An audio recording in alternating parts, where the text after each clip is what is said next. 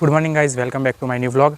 आज के वीडियो में मैं किसी कंट्रोवर्सी के लिए नहीं बल्कि उन हज़ारों स्टूडेंट्स के लिए और उन हज़ार फैमिलीज़ की आवाज़ बनने के लिए बना रहा हूँ, जिन्होंने एजुकेशन सिस्टम की वजह से बहुत कुछ झेला है, जिन्होंने बहुत कुछ सहन किया है। मैं भी एक स्टूडेंट हूँ। मैं नीट और उनसे जुड़ी अनसर्टेनिटी, प्रेशर और एंजाइटी जो ये स्टूडेंट्स की वजह से महसूस कर रहे हैं, वो मैं भी समझ सकता हूँ। जो स्टूडेंट्स महसूस कर रहे हैं और बार बार पेपर लीक और री एग्ज़ाम की वजह से लाखों स्टूडेंट पर मेंटल प्रेशर पड़ता है, मेंटली, जिससे वो कुछ भी कर सकते हैं। तो उसका असर सिर्फ उनकी पढ़ाई पर भी नहीं पड़ता, लेकिन उनके आगे ज़िंदगी पर भी पड़ता है, उनके फ्यूचर पर भी पड़ेगा। ये पहली बार नहीं हुआ, 2024 में भी पेपर लीक के एलिगेशन सामने आए थे।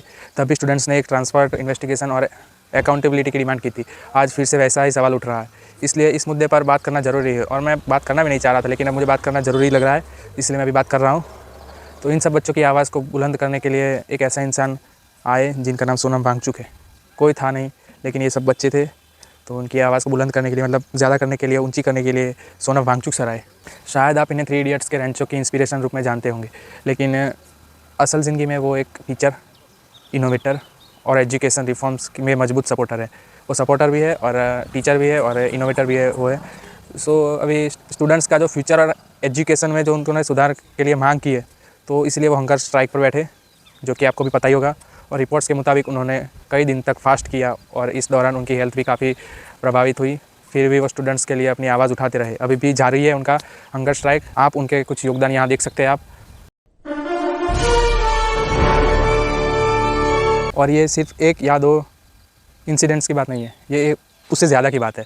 पिछले कुछ सालों में हमने एग्जामिनेशन सिस्टम से जुड़ी हुई सीरियस प्रॉब्लम सामने आई है, जिससे नीट 2026 पेपर लीक हुआ। दूसरे नंबर पर अगर बात करें तो हम महाराष्ट्र TGT 2026 एग्जामिनेशन के इश्यूज़ भी आए थे। तीसरे नंबर पर बात करें तो CBSE का इवोल्यूशन और चेकिंग प्रोग्रेस को लेकर भी कई स्टूडेंट्स ने कंसर्न्स रेज किया है।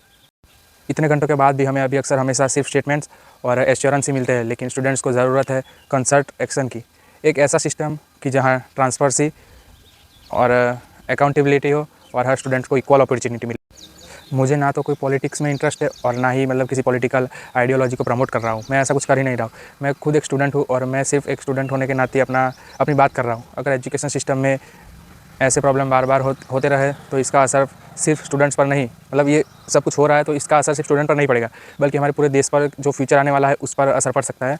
और आखिर में मैं हाथ जोड़कर आपसे एक ही रिक्वेस्ट करना चाहता हूँ, अगर आपको लगता है कि एक स्टूडेंट को फेयर और ट्रांसपेरेंट एग्जामिनेशन सिस्टम मिलना चाहिए, तो इस आवाज़ को ज़्यादा से ज़्यादा लोगों तक पहुँचाए। और ये किसी एक स्टूडेंट्स की लड़ाई नहीं है, ये हम सब की लड़ाई है।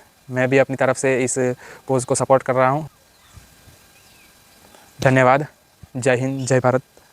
तो मिलते हैं, बाय।